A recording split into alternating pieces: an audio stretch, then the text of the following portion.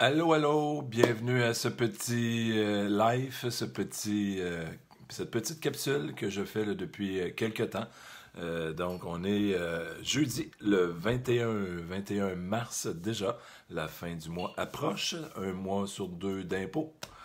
Je suis dans cette période-là, une belle période pour moi.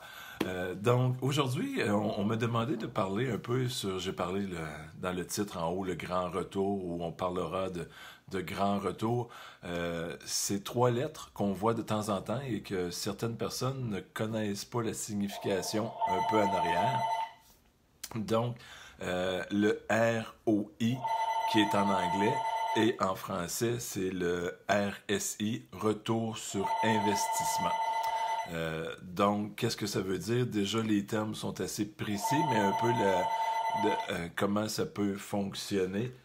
Euh, on, euh, je vais vous donner un exemple, je m'excuse, il y avait le téléphone. Je vous donne un exemple. C'est souvent pour deux raisons principales, hein. C'est pour prendre une décision, donc vérifier des projets et de vérifier quel est le... Donnez-moi une seconde, s'il vous plaît. Peux-tu répondre, Nancy?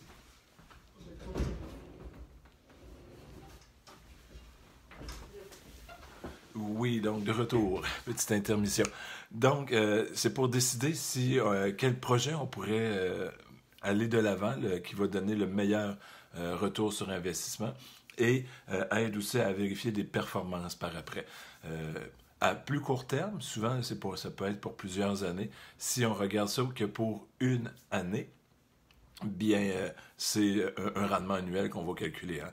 Un exemple, j'ai un placement qui rapporte 10%, ben, le calcul du ROI, en anglais, je casse mon anglais un peu, Return on Investment, donc retour sur investissement. On prend vraiment notre gain, notre produit final, moins notre coût investi, divisé par le coût investi.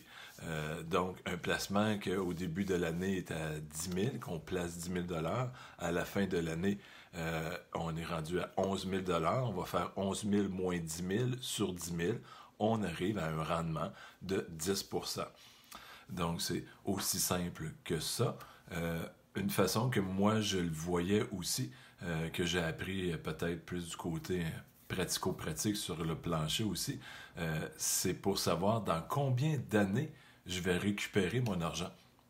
Exemple, si on y va avec le placement, ben de 10 000 s'il me rapporte 1 000 par année, bien, un calcul rapide, ben, ça va me prendre 10 ans pour récupérer mon argent.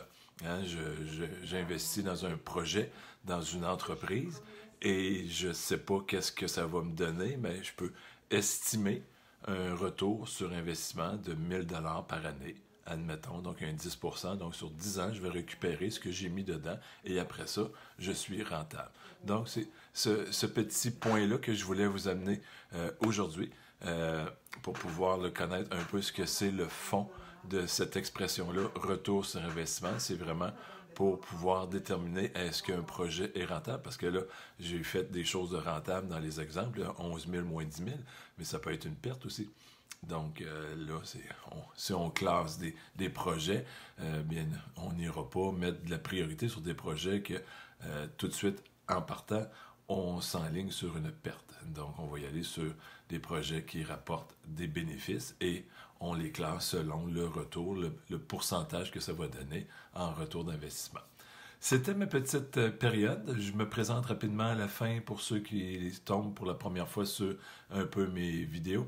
Mon nom est Frédéric Huillon. Je suis concepteur de la page web lefinancier.com, P-H-Y. Donc, c'est pour physique et les finances, donc pour vulgariser les finances, éduquer. Moi, c'est vraiment un peu mon dada. Je dirais que j'aime. J'ai écrit un premier livre en 2014, Améliorer ses finances, un art à maîtriser, qui est disponible sur mon site, soit en format PDF ou en format papier. Sur ça, bien, je vous souhaite une agréable fin de journée en ce jeudi, jour de paye. Bye bye!